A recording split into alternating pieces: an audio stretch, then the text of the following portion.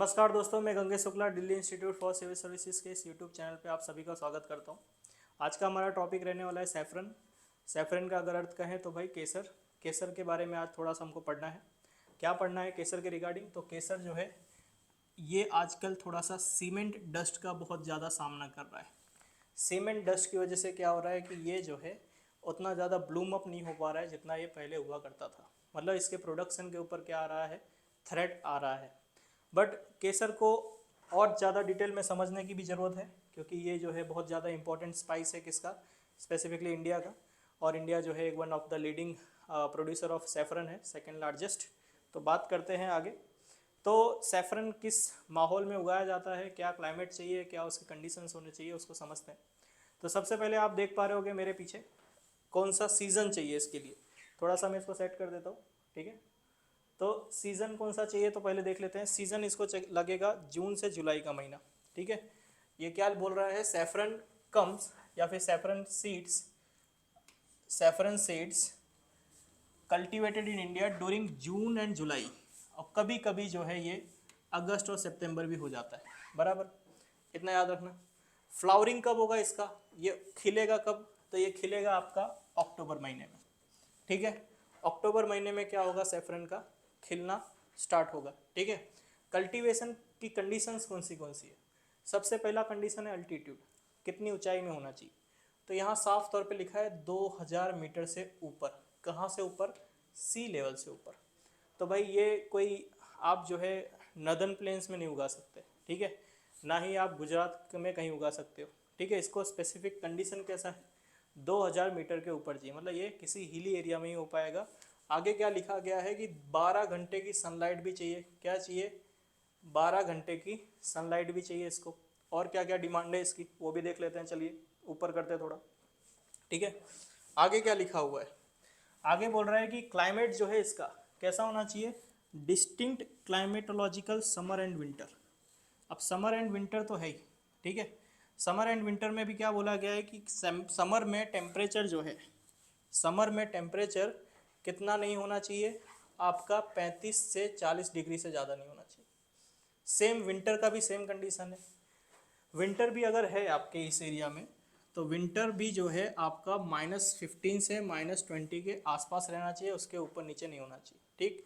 ये तो हो गया टेम्परेचर। सॉइल कैसी होनी चाहिए, तो सॉइल जो है कैल्सेरियस होनी चाहिए और ह्यूमस रिच होनी चाहिए और वेल ड्रेन्ड होनी चाहिए, यानी पानी जो है उसमें रुकना नहीं चाहिए। और पीएच लेवल मतलब कितना होना चाहिए, तो भाई 6 से लेके 8 के बीच होना चाहिए। कमेंट सेक्शन में बताओ कि अगर आपके सॉइल का पीएच लेवल 8 से ज़्यादा है, मतलब मान लेते हैं 10 है, तो वो एसिडिक होगी या फिर बेसिक होगी, कमेंट में बताओ। आगे बात करते हैं कि ये एक सॉइल जो है ना, स्पेसिफिक अगर बात करो तो आपका एक रीजन है पंपोर रीजन। कौन सा रीजन? पंपोर। कहाँ पे है? कश्मीर में है, ठीक है। ये आपका कहाँ मिलेगा? कश्मीर में मिलेगा। और यहाँ पे एक सॉइल पाई जाती है, सॉइल का नाम है क्या? कारेवा, ठीक है। कारेवा सॉइल जो है यहाँ पे पाई जाती है। इस सॉइल पे ही क्या होता है, आपका सैफरन का कल्टीवेशन होता है। और ये सॉइल कैसी है? सेम यही क्वालिटी इसके पास है, कैल्सेरियस है, ह्यूमस रिच है, वेल ड्रेन्ड है। पीएच लेवल जो आपका दिख रहा है वही है। कौन सी सॉइल है ये? कारेवा सॉइल। कहाँ मिलती है? जम्मू एंड कश्मीर, याद रखना इसको, ठीक है। आगे बढ़ते हैं हम लोग। क्या लिखा हुआ है आगे? रेनफॉल की बात करते हैं, कितनी रेनफॉल की रिक्वायरमेंट है इसे। तो ये बोल रहा है कि रेनफॉल इसको कितनी चाहिए, approximately 1000 to 1500 millimetre per annum, यानी कि हर साल इसको इतनी बारिश की रिक्वायरमेंट है, ठीक है। ये तो था आपका सैफरन के बारे में कि सैफरन का क्लाइमेटिक कंडीशन क्या होता है, उसको किस कंडीशन में उगना पसंद है। तो आप समझ सकते हो कि ये बहुत ही ज़्यादा रेयर कंडीशंस डिमांड करता है, ठीक है। तो इसको उगाना उतना आसान है नहीं। अब जब इतना आसान है नहीं उगाना, तो आखिरकार इसको कौन से थ्रेट फेस हो रहे हैं वो देख लेते हैं। पहले तो मैंने जैसे आपको बताया कि पंपोर रीजन जो है कश्मीर का, कौन सा रीजन? पंपोर रीजन। अब ये पंपोर आता कहाँ है, तो आप अगर ये कश्मीर का मैप देखो मेरे पीछे, तो आपको इसमें दिख रहा होगा पुलवामा। ये पुलवामा डिस्ट्रिक्ट जो है, ठीक है, इसी में आपका क्या आएगा? पंपोर आएगा, ठीक है। एक और यहाँ पे रीजन आता है किश्तवाड़ करके। किश्तवाड़ भी कभी एग्जाम में आ जाए तो याद रखना, ये भी जो है फेमस है किसके लिए? आपका किसके लिए? सैफरन के लिए। ठीक है, तो ये था आपका रीजन, मैंने बता दिया पुलवामा में आपका कौन सा रीजन है? पंपोर रीजन। ठीक है, आगे बढ़ते हैं, बात करते हैं और कुछ देख लेते हैं थोड़ा सैफरन के बारे में। सैफरन को संस्कृत में बोला जाता था क्या? बहुकाम। क्या बोला जाता था? बहुकाम। ठीक है, इसको याद रखना, थोड़ा सा इम्पॉर्टेंट है। संस्कृत में से बोला जाता था बहुकाम। ओके, देन आगे बात करते हैं कि इसका रैपिड डिक्लाइन क्यों देखने मिला है आज के समय। देख लेते हैं एक बार, रैपिड डिक्लाइन क्यों है। सबसे पहले तो हमारा जो आर्टिकल है सीमेंट इंडस्ट्री के रिगार्डिंग, ठीक है, इस पर ध्यान देते हैं। तो रैपिड डिक्लाइन देखने मिला सैफरन कल्टीवेशन में। ठीक है, किस लिए देखने मिला? Because of numerous cement industries. Cement industries बहुत ज़्यादा हो गई हैं यहाँ पे, कहाँ पे? किश्तवाड़ रीजन में, जिसकी वजह से हो क्या रहा है कि इधर का जो सैफरन कल्टीवेशन है कितना ड्रॉप हुआ है, कितना डिक्लाइन हुआ है। देखो बहुत ही ज़्यादा नंबर का डिक्लाइन हुआ है, 60%। It's a very humongous amount. 60% is very very very humongous amount. और ये कब में हुआ है वो भी बहुत ही ज़्यादा आश्चर्यजनक है। 20 साल के अंदर, पिछले 20 साल में इंडिया की 60% क्या हुई है? सैफरन की कल्टीवेशन कम हुई है। Because of which industry? Only आपकी कह सकते हैं major responsible cement industry, and specifically also pollution also, हम आगे देखेंगे। ठीक है, आगे क्या लिखा गया है? सैफरन की यील्ड जो है सीमेंट पॉल्यूशन की वजह से, देखो मैंने जैसे बताया सैफरन की यील्ड मतलब सैफरन का प्रोडक्शन क्या हुआ है ओवर द ईयर। डिस्ट्रिक्ट, इस डिस्ट्रिक्ट की अगर बात करें, किसकी? आपके ये पंपोर की, ये पंपोर डिस्ट्रिक्ट की अगर मैं बात करूँ, पंपोर डिस्ट्रिक्ट की अगर मैं बात करूँ तो ये बोल रहा है कि इसने सीमेंट पोल्यूशन की वजह से कितना रुपए, सॉरी कितना आपका पर किलोग्राम जो होता है ना, पर हेक्टर या पर कैनाल, कैनाल मतलब क्या होता है? कैनाल जो है बहुत ही ज़्यादा कह सकते हैं 5000 प्लस स्क्वायर फुट एरिया होता है। ठीक है, एक कैनाल में 5000 प्लस स्क्वायर फुट एरिया होता है, अप्रोक्सीमेट 5000 के ऊपर ही होता है। इतने एरिया में कितना पहले मिलता था? आप अगर सैफरन उगाने जाओ तो 70 ग्राम सैफरन मिलता था। बोलोगे सर ये क्या है? सोना, मतलब सोना भी इससे ज़्यादा महंगा होगा। एक्चुअली में सच में सोना भी जो है मतलब सोने की रेट के आसपास ही समझो इसको। 70 ग्राम जो है एक 5000 स्क्वायर फुट एरिया में आप कितना उगा पा रहे हो? 70 ग्राम आप सैफरन उगा पा रहे हो। और पहले कितना था ये? पहले ये 150 ग्राम था। आप समझ सकते हो क्या हो गया, ये सीधा आधा हो गया। पहले 20-30 साल पहले आप पंपोर एरिया में चले जाओ तो सैफरन के जो वहाँ पे फार्मर्स से कितना उगा पाते थे? 150, कितना? 150 ग्राम सैफरन उनको मिलता था एक कैनाल में। बट अभी कितना मिल रहा है? ओनली 70। तो आप समझ सकते हो ये बहुत ही ज़्यादा ड्रास्टिक चेंज है। आगे बात करते हैं क्या लिखा गया है। अब अगर आप बात करोगे कि आपने ज़रूर देखा होगा, अगर आपने केसर घर पे खाया है तो आपने, अगर केसर के फूल नहीं देखे तो ये देखिए, ये है केसर के फूल। यहाँ पे आप जो ये लाल कलर का देख रहे हो, ये लाल कलर का दिख रहा है आपको, ये जो है क्या है? ये आपका स्पेसिफिक मेल रिप्रोडक्टिव ऑर्गन। और ये येलो कलर का क्या है? ये फ्लावरिंग प्लांट। इसे बोला जाता है क्या? ये रेड रेड जो दिख रहा है यही है आपका केसर। इसे बोलते हैं क्या? स्टिग्मा। क्या बोलते हैं इसे? स्टिग्मा। ठीक है, क्या बोलते हैं? स्टिग्मा। और ये देखते हैं आखिरकार इसकी खासियत क्या है। देखो, the stigma means male reproductive part. ठीक है, मेल रिप्रोडक्टिव पार्ट। क्या लिखा है ये? Stigma of the saffron flower is use to produce the spice, जो कि हमें पता है। इसे आपके वहाँ पे क्या बोलते हैं? स्पेसिफिक अगर बात करें कश्मीर में तो उसे बोला जाता है कौंग, और उर्दू में क्या बोला जाता है इसे? ज़ाफ़रान। आपने ये वर्ड बहुत बार सुना होगा, ज़ाफ़रान। ये ज़ाफ़रान जो है किसके लिए यूज़ किया जाता है? ये केसर के लिए यूज़ किया जाता है। आगे अगर बात करें तो क्या लिखा जा रहा है आगे? तो आगे बोला जा रहा है कि भाई आपका स्पेसिफिक कश्मीरी जाफ़रान जो है, या फिर उसे जाफ़रान बोलो या केसर बोलो, ये सेम ही है। हिंदी में जो है इसे केसर बोल दिया जाता है। ये कितने रुपए किलो बिकता है वो इम्पोर्टेंट है। 3 लाख रुपए किलो। कितना रुपए? 3 लाख रुपए, समझे? 3 लाख रुपए किलो ये आपका सैफरन बिकता है, समझे? पर केजी, समझे? 1 10 100 1000 10,000 लाख, आप समझ लो कितना रुपए किलो ये है। तो बहुत ही ज़्यादा क्या है, ये महंगा है। क्यों महंगा है? क्योंकि आप इसकी कंडीशन समझ सकते हो, ठीक है, बहुत ही ज़्यादा रेयर है। आगे बात करते हैं सैफरन के बारे में और थोड़ा जान ले। सैफरन अगर बात करें तो सैफरन जो है बहुत ही ज़्यादा मतलब क्रूशियल रोल प्ले करता है उसके कलर के ऊपर। जितना गाढ़ा कलर होगा उतना अच्छा क्वालिटी का सैफरन होगा। अब वो कलर डिसाइड कौन करेगा? तो उसके अंदर एक कह सकते हैं आपका प्रेजेंस ऑफ क्रोसिन डिसाइड करेगा कि वो कितना ज़्यादा गाढ़ा है, ठीक है। एक क्रोसिन नामक जो है इसके अंदर क्या होता है, एंजाइम होता है, ये जो है क्या करता है आपका डिसाइड करता है कि क्या है इसका कलर ज़्यादा गाढ़ा है या कम है। याद रखना एग्जाम के लिए बहुत इंपॉर्टेंट है, Crocin decide the presence of the colour of the saffron, ठीक है। क्या लिखा है इसमें आगे कि ये इसका डीप कितना कलर होगा। आगे लिखा जा रहा है कश्मीरी केसर कंटेन 8%, ठीक है। कितना परसेंटेज? 8% क्या होता है, क्रोसिन होता है, ठीक है, कश्मीरी केसर में। पूरी बाकी दुनिया को मिला लिया जाए तो पूरी दुनिया में मेजॉरिटी कितना देखने मिलता है, 5 से 6%।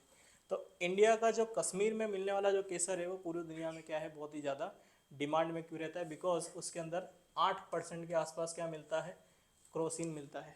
बाकी सब में सिर्फ 5-6%। इसलिए जो है इंडिया का जो केसर है वो क्या होता है, बहुत ही ज़्यादा गाढ़ा रंग का होता है, ठीक है।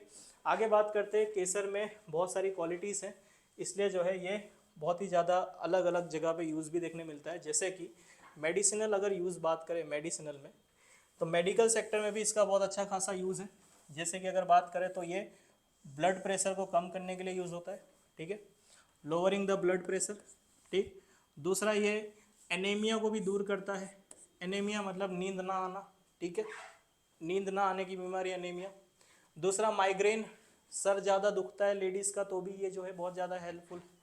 इंसोमनिया मतलब सोना ना आना, एनीमिया मतलब आयरन की कमी होना, ठीक है, ठीक है। ये इंसोमनिया मतलब अगर आपको नींद नहीं आ रही है तो ये हो गया आपका इंसोमनिया।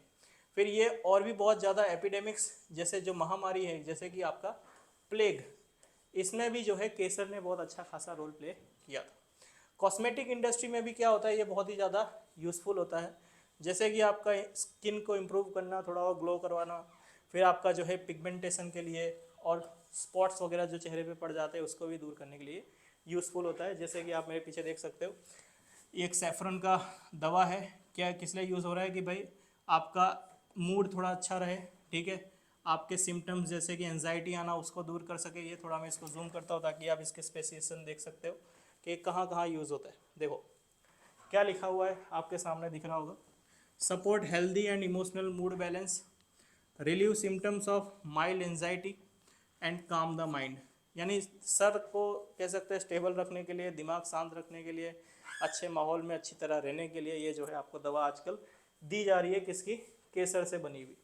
आगे बात करते हैं ये कॉस्मेटिक्स में कहाँ कहाँ यूज़ होती है, तो आप तो समझ सकते हो कॉस्मेटिक में तो जहाँ जाओ वहाँ डाल दो, ठीक है।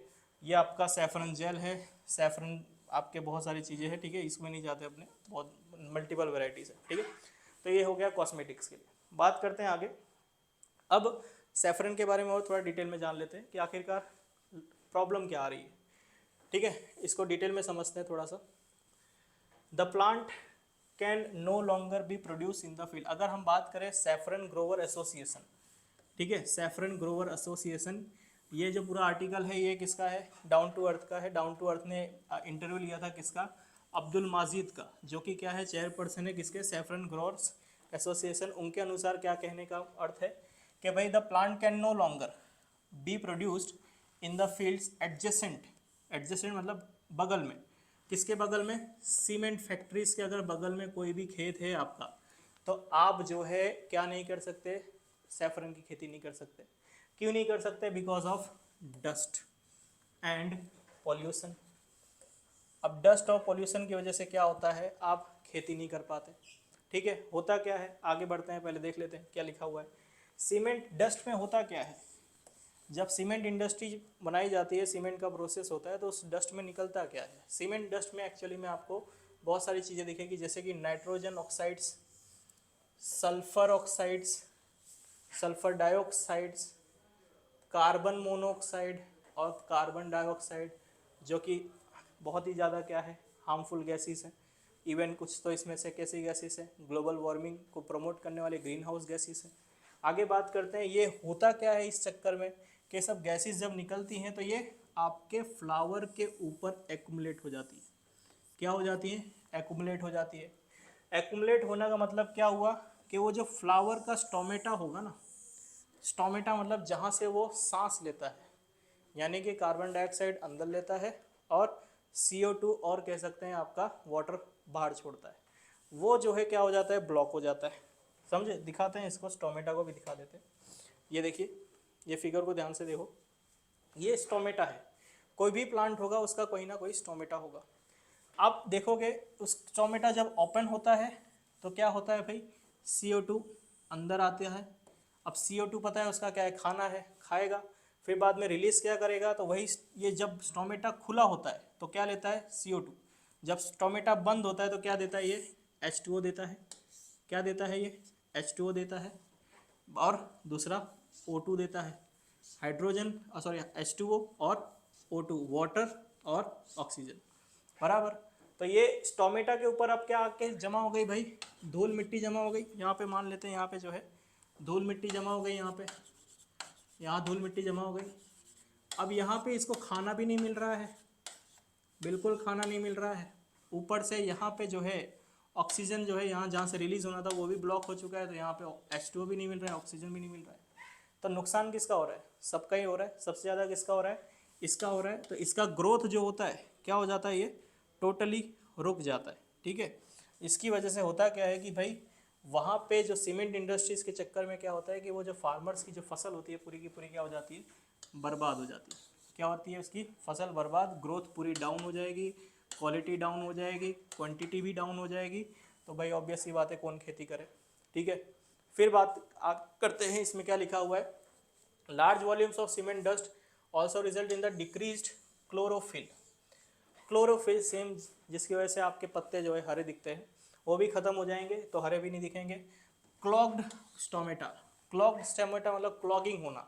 स्टोमेटा जो ओपन हो रहा था उसमें क्लॉगिंग होना, फंस जाना, यानी क्या फंसेगा आपका? यही सीमेंट डस्ट फंसेगी, तो वो स्टोमेटा खुलेगा नहीं, CO2 जाएगा नहीं, खाना खाएगा नहीं और आगे जिंदा भी नहीं रह पाएगा। ठीक है, आगे क्या लिखा हुआ है? Interrupted light.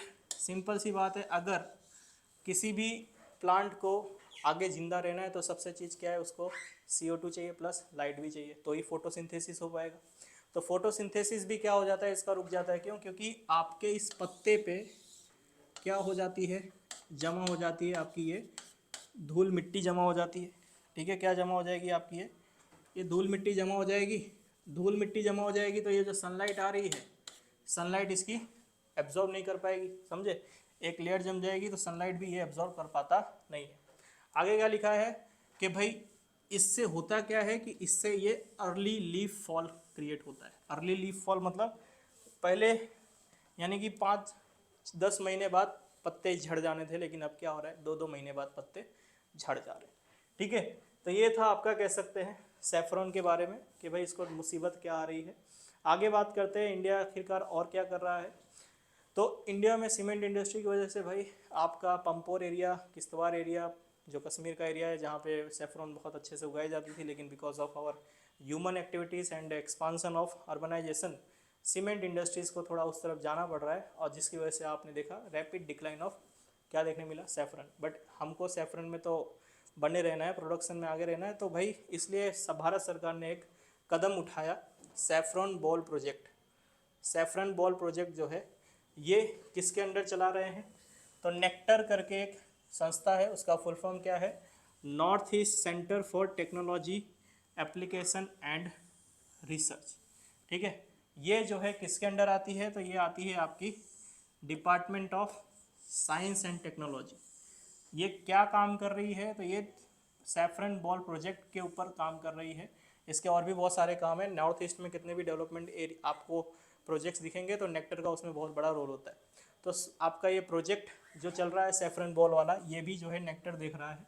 इसने क्या किया है? 2 स्टेट को आइडेंटिफाई किया, अरुणाचल प्रदेश को और मेघालय को, कि वहाँ पे क्या कर सकते हैं? सैफरन की खेती कर सकते हैं। क्यों? क्योंकि वहाँ का क्लाइमेटिक कंडीशन आपके कश्मीर के कंडीशन से क्या होता है?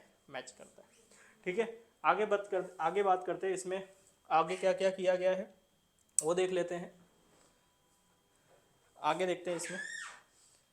इसमें और अगर बात करें तो यही है मेन चीज़ कि आपको जो है ये याद रखना है, सेफ्रन बॉल प्रोजेक्ट किसके अंदर चल रहा है, नेक्टर के अंदर। नेक्टर कौन से डिपार्टमेंट में आएगा, department of science, science and technology, DST के अंदर।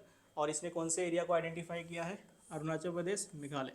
ठीक है, इंपॉर्टेंट है। सिक्किम में भी बात चल रही थी बट स्टिल वो अंडर प्रोजेक्ट चल रहा है, वहाँ पे भी अगर देखेंगे न्यूज़ में अगर आता है तो उसको भी कवर करेंगे। आई होप आपको लेक्चर अच्छा लगा होगा। आपको जो क्वेश्चंस पूछे गए थे उसको कमेंट में ज़रूर बताइएगा कि अगर 8 से ज़्यादा या 10 के आसपास अगर सॉइल का पीएच हो तो बेसिक होगा या फिर एसिडिक होगा। ठीक है, बने रहिए हमारे साथ। और भी अगर किसी टॉपिक को आप जानना चाहते हैं तो कमेंट सेक्शन में बताइए, उसके ऊपर वीडियो बनाई जाएगी। Thank you so much.